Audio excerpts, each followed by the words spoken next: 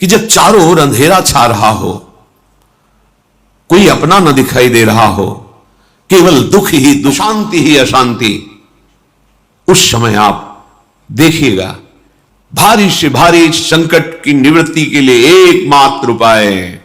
यदि आप भजन नहीं करते तो आप दिमाग में लिख लीजिए, चाहे अपनी नित्य डायरी में लिख लीजिए। आप एक बात पर विश्वास कर लीजिए कि आपको कोई भी सुखी नहीं कर सकता।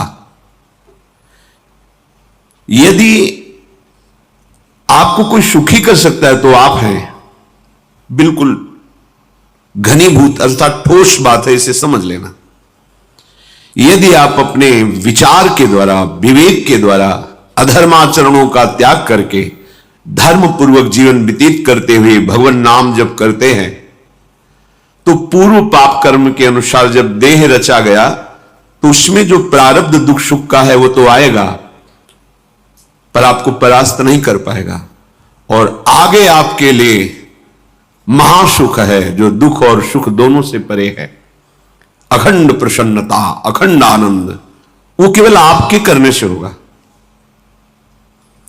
उपदेश मिल सकते हैं, मार्ग बताया जा सकता है, आपको सहयोग मिल सकता है, पर चलना आपको होगा।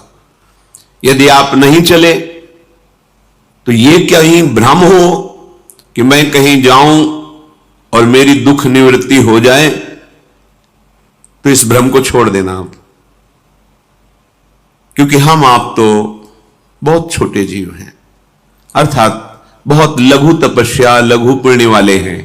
हम उन महापुरुषों की बात करते हैं जिन्होंने आजीवन ऐसा तप संचय किया, फिर भी उनके शरीर में भारी से भारी दुख देखे गए। ये दुख और सुख एक भ्रमात्मक इंद्रजाल है माया का, ना दुख है न सुख है। जैसे जो सपने सिर काटे कोई, बिन जागे दुख दूर न होई, ऐसे स्वप्न में तुम चक्रवर्ती सम्राट बन जाओ तो जगने पर तुम थोड़ी रहोगे, तुम जो हो वही होगे। हम भगवान के चिदानंद अंश हैं।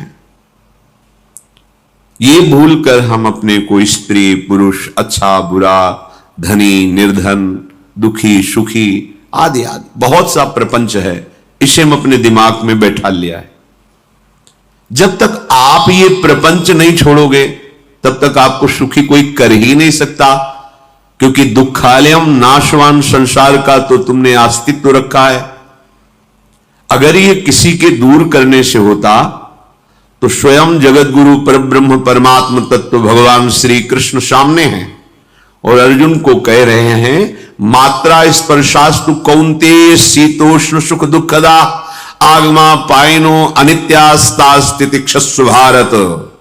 हे भारत, हे अर्जुन, ये आने जाने वाले अनुकूलता प्रतिकूलता, गर्मी शीतलता, अर्थात काम क्रोध लोभ मोह मद मत्सर अपमान निंदा, ये सब ताप पहुंचाते हैं।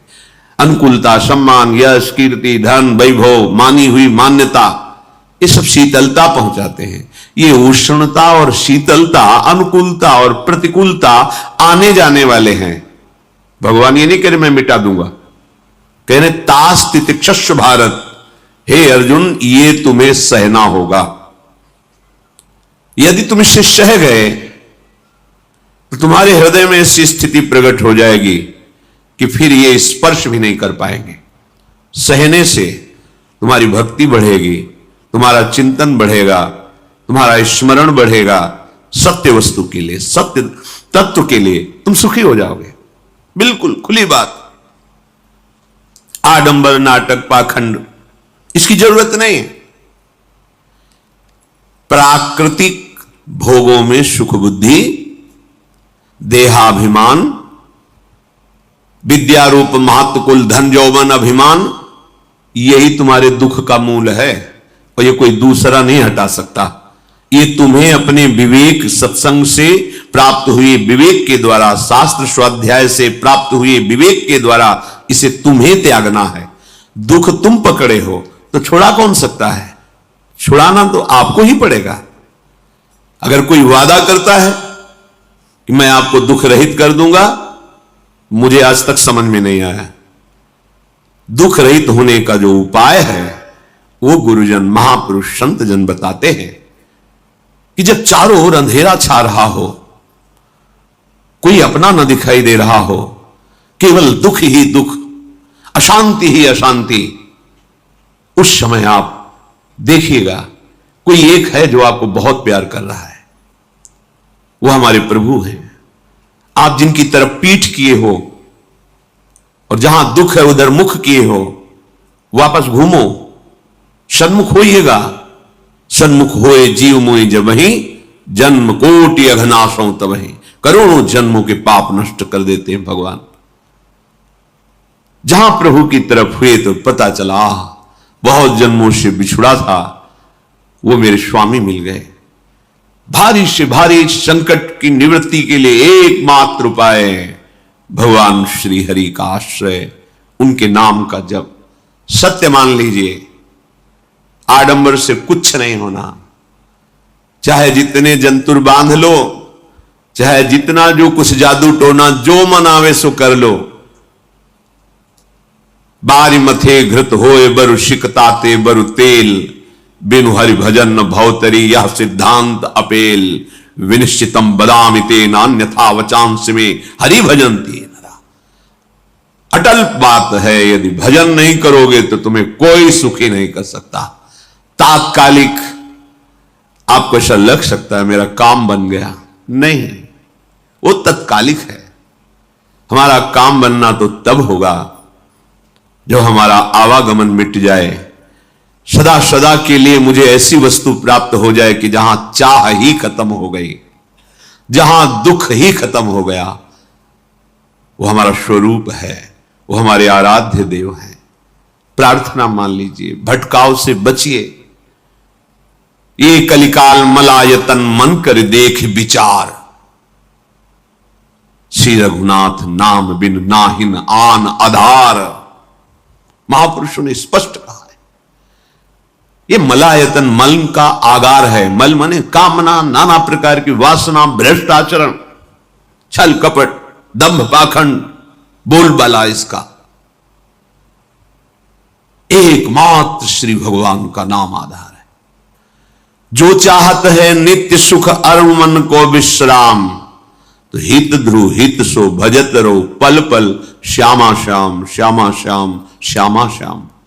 यदि सच्चिदानंद शाश्वत सुख चाहते हो, जहां से कभी हटना ना पड़े, केवल सुख ही सुख है, आनंद ही आनंद है, और मन का विश्राम चाहते हो कि भाग दौड़ मन की मिट जाए, तो बस प्रेम से बोलते रहो श्यामा श्याम श्यामा श्याम, राधे श्याम, राधा राधा राधा वल्लभ।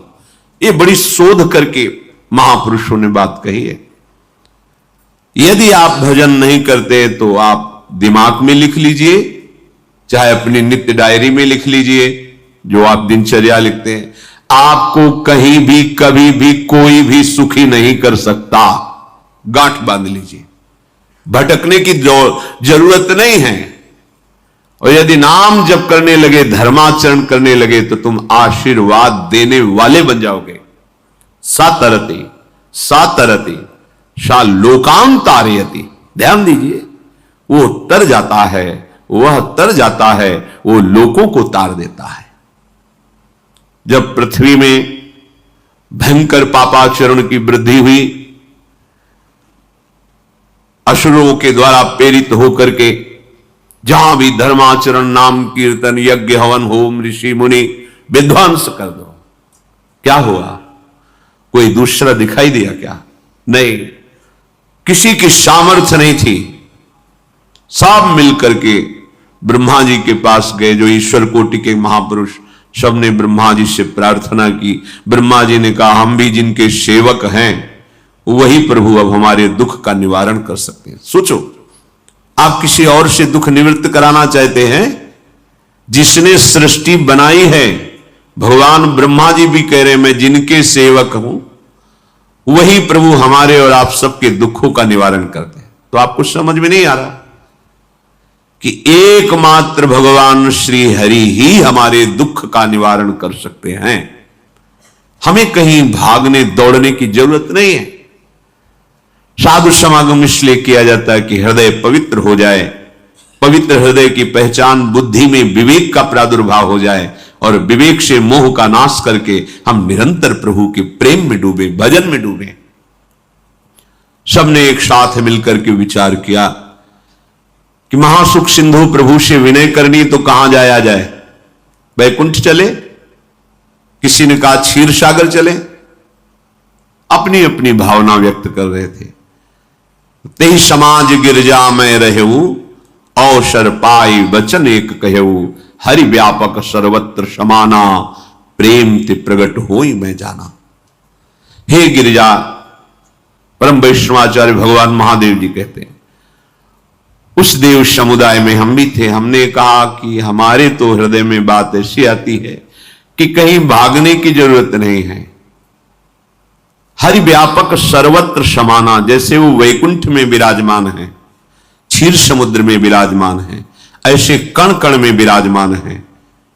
बस तुम प्रेम से पुकारो, जहां पुकारोगे वहीं प्रभु प्रकट हो जाएंगे।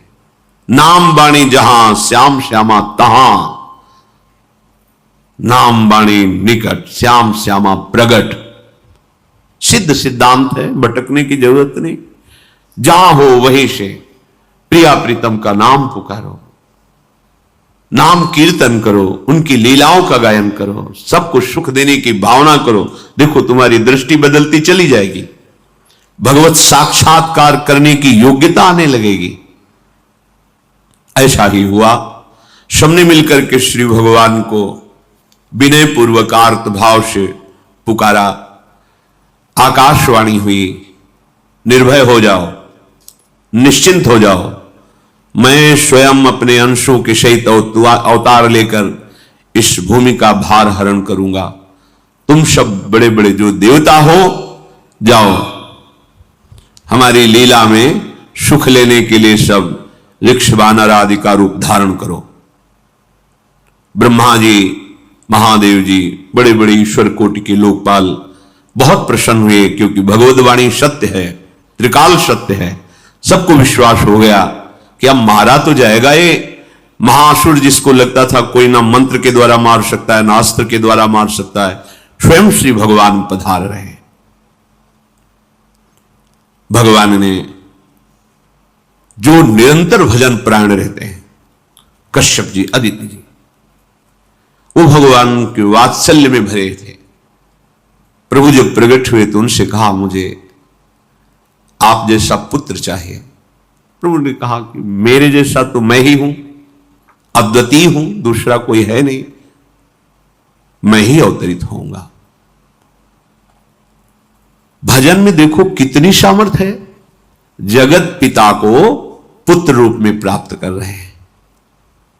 वही चक्रवर्ती सम्राट अवधपुरी के नरेश महाराज दशरथ जी के रूप में, जिनके महामहिम अद्भुत सौभाग्य प्राप्त करने वाली तीन ये रानियां, श्री कौशल्या जी, श्री कैकेयी जी, श्री सुमित्रा जी। भगवान वशिष्ठ जी इनके गुरुदेव हैं। प्रायः बड़े बड़े महान जो राज्य पालक रहे, उनके ऊपर, राजा के ऊपर महाराजा विराजमान रहे। ऊपर से स्वर्गलोक आदि लोकों से भी यह शिक्षा मिली है। देवराजेंद्र तो भगवान बृहस्पति, दैत्यराज बलि तो भगवान शुक्राचार्य, जनक जी तो सदानंद जी महाराज, दशरथ जी तो वशिष्ठ जी महाराज। ऐसा था, क्योंकि जहां हमारा विवेक काम नहीं करता, वहां ये ब्रह्मबोध संपन्न महापुरुष तत्काल हमको संभालते हैं। महाराज दशरथ जी के हृदय में प्रबल लालसा हुई कि अब अवस्था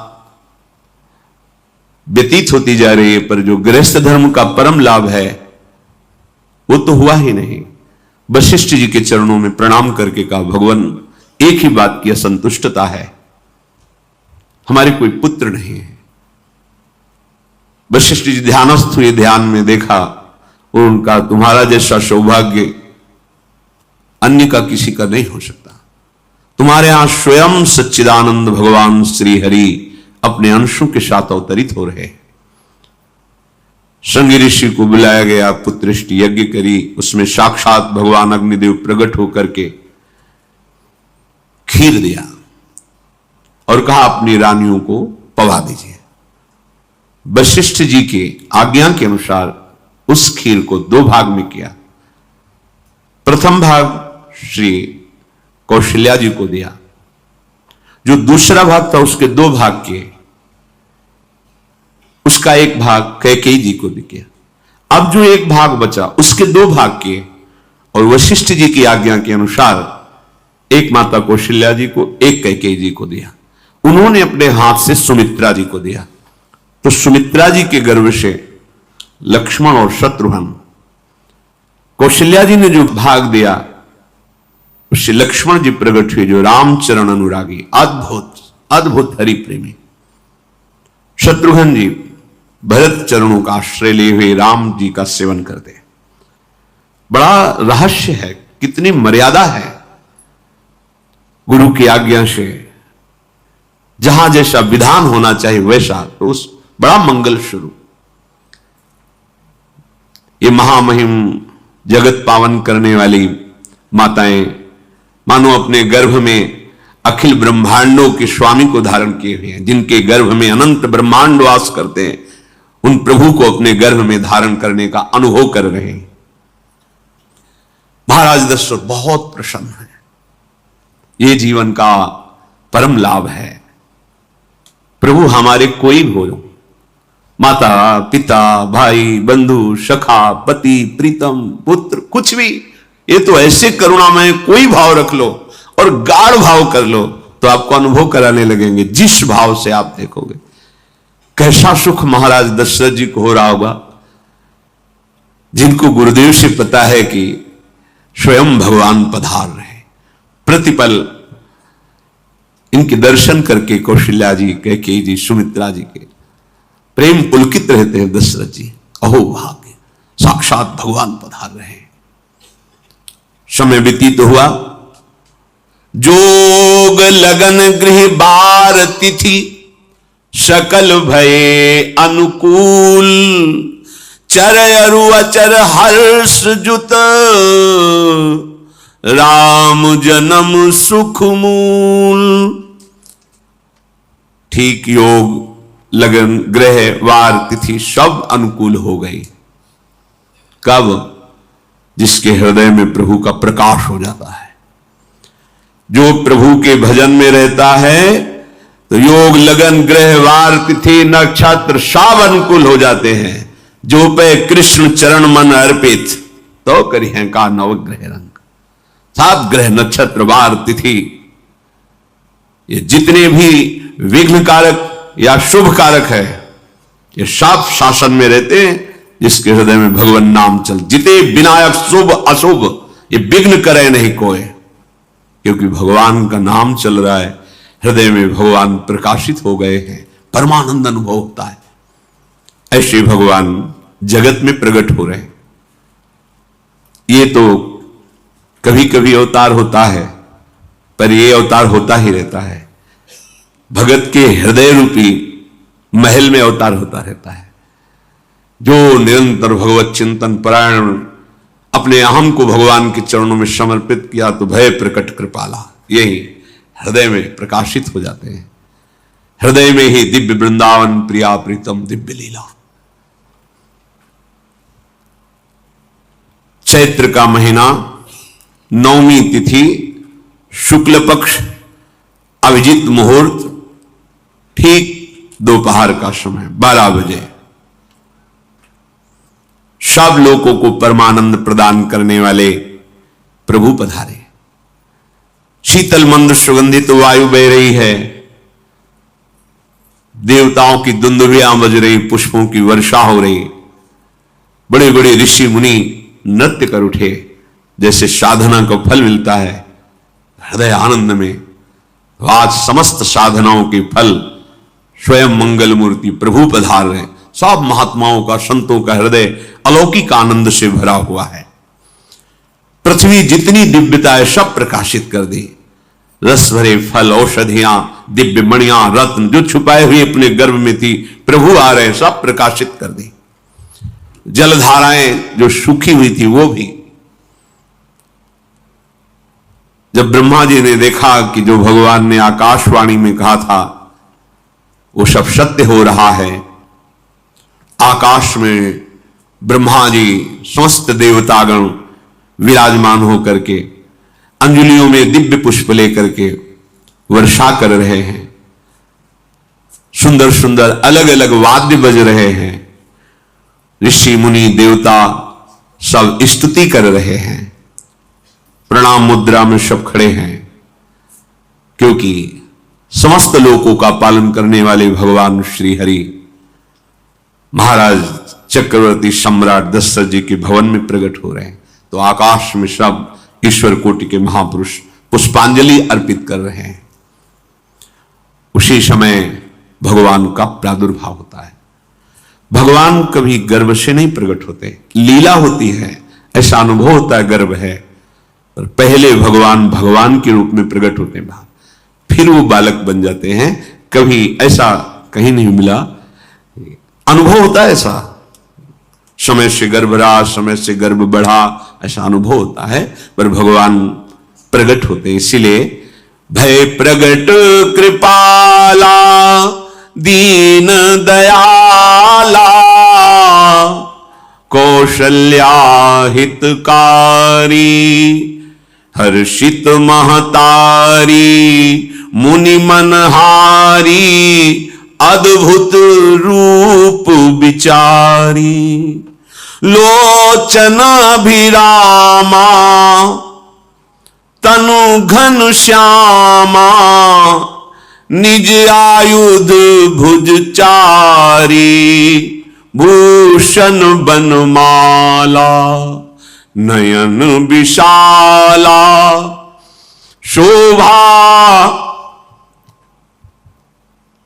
सिंधु खरारी कह दुई कर जोरी अस्तुति तोरी केहि विधि करो अनंता माया गुण ज्ञाना तीत अमाना वेद पुराण भनंता करुणा सुख सागर सब गुण आगर जेहि गावहि श्रुति संता सो मम हित लागी जन अनुरागी भयउ प्रगट श्रीकंता ब्रह्मांड निकाया निर्मित माया रोम रोम प्रतिवेद कहे मम उर्षो बाशी यह उपहासी सुनत धीर मति थिर न रहे उपजा जब ज्ञाना प्रभु मुस्काना चरित बहुत विधि कीनी चहे कही कथा सुहाई मातु बुझाई जेहि प्रकार सुत प्रेम लहे दीनों पर दया करने वाले। बात समझिए, बहुत तपस्या है, बहुत गुण है, बहुत बड़े साधक हो, बहुत बात अभी नहीं बनी, दीनों पर दया करने वाले। अगर हमारा भजन साधन बन रहा है, हमें भगवत चर्चा कथन श्रवण का सौभाग्य, धाम नाम रूप लीला, ये मेरे प्रभु की हेतु की कृपा है। आप एक बार भी राधा नहीं बोल सकते, कृष्ण नहीं बोल सकते, एक मिनट भी आप नहीं आ सकते, ये केवल मेरी लाडली की कृपा है। हृदय में किंचन मात्र गर्व नहीं, अभिमान नहीं, वो हमारे भगवान को बहुत प्यारा होता है, प्रियालाल को बहुत लाडला होता है। हमें प्रभु के अगर चरणारविंद के अनुराग में डूबना है तो विवेक से देखो है क्या पास हमारे। अगर कुछ भी दिया हुआ है भौतिक आध्यात्मिक, वो सब मेरे प्रभु का दिया हुआ है, तो गर्व किस बात का, अहंकार किस बात, तो दैन्यता आ जाएगी। अज्ञान से ये अहंकार बढ़ता है, ज्ञान से इसका समन हो जाता है।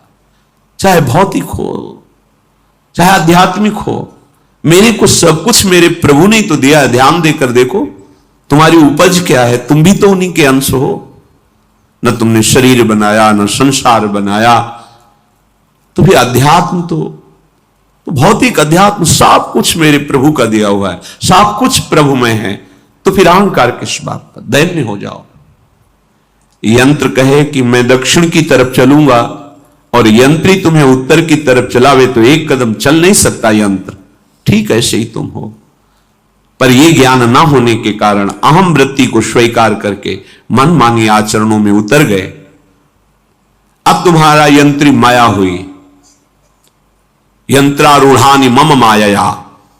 और यदि भगवद आज्ञा का पालन करते हुए भजन परायण, तो आप भगवान के हाथ के यंत्र बन जाओगे, महासुख में निमग्न हो जाओगे। जो दीनों पर सदैव दुलार करते हैं, माता कौशल्या जी को परम सुख देने वाले प्रभु प्रकट हुए।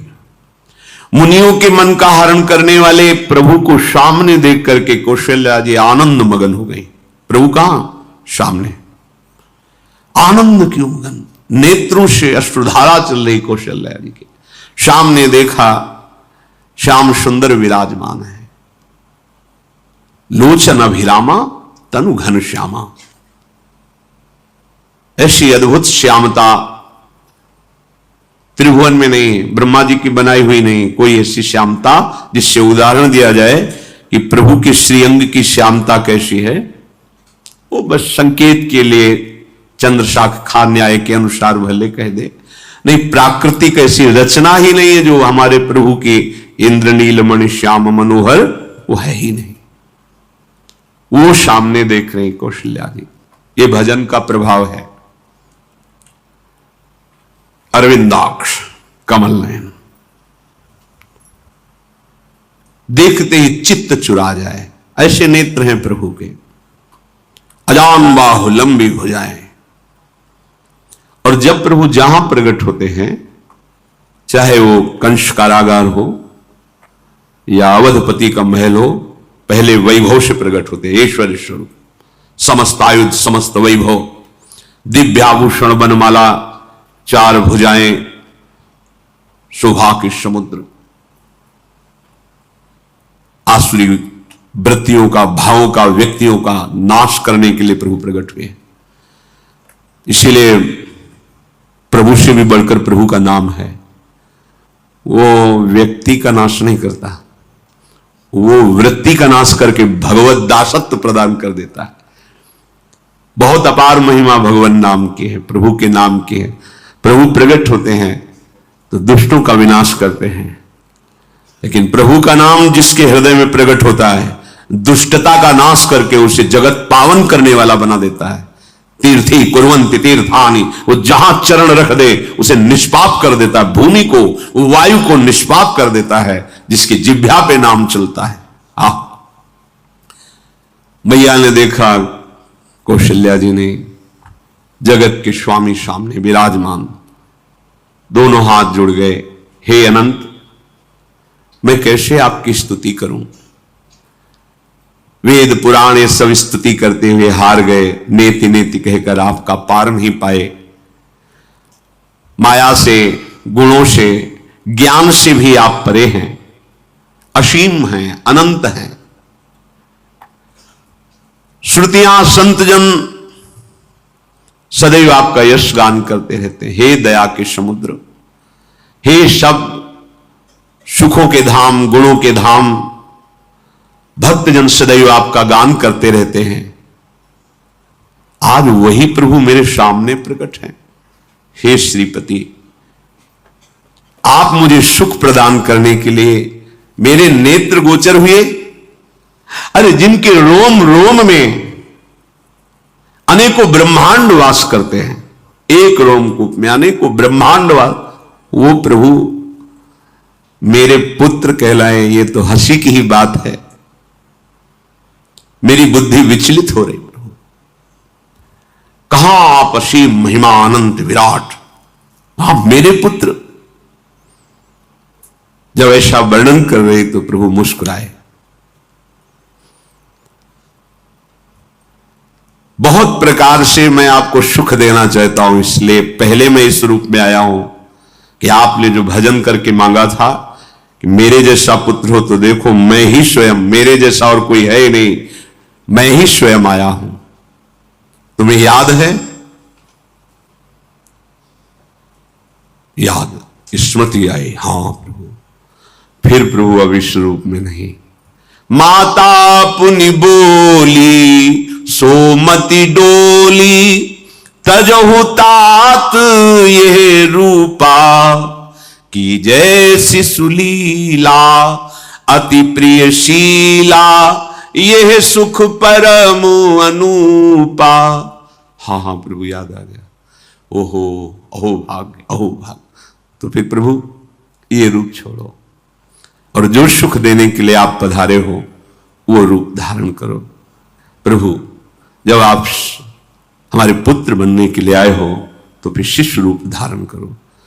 जे ही माता कौशल्या जी ने ऐसे वचन उचारे तो सुनी बचन सुजाना, रोदन ठाना, होई बालक सुरभूपा, यह चरित जिगावहि, हरि पद पावहि, तेन परहि भवकूपा।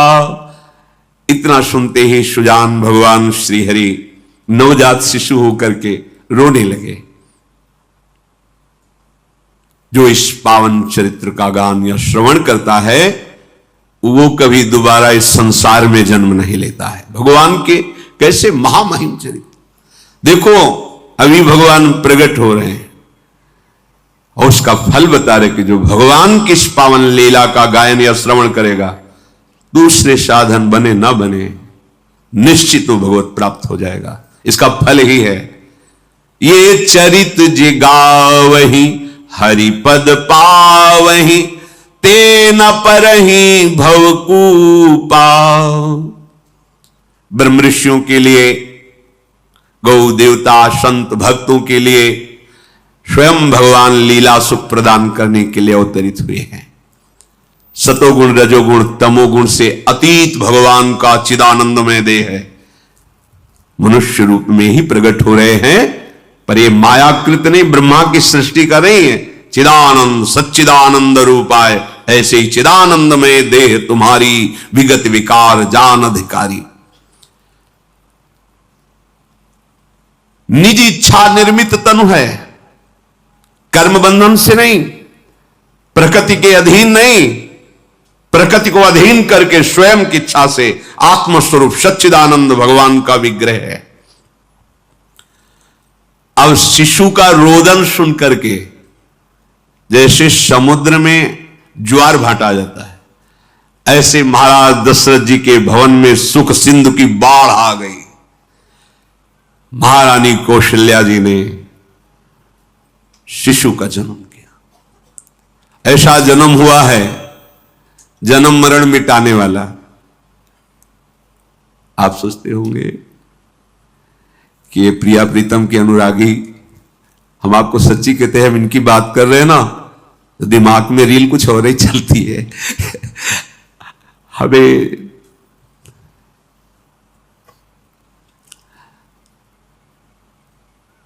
आनंद की उमगन मेरे प्रभु हैं।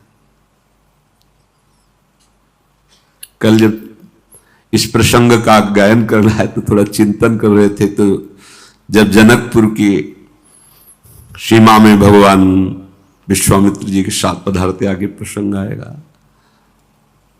और जानकी जी जब पुष्प वाटिका में प्रभु की जब दृष्टि पड़ती है और दोनों दृष्टि मिलती है, तो उस समय दिखाई दे रहा था इतना भी अंतर नहीं था, इतना भी अंतर नहीं था। तो वे बता रहे प्रिया प्रीतम, इतना भी अंतर है। उनके जब नेत्रों में केवल देख रहे थे तो वही नेत्र थे, रूप और स्थान अलग था, लेकिन नेत्रों में वही था जो देखते, जो यहां देखते वही वहां दिखाई दे रहा था। दोनों नेत्रों में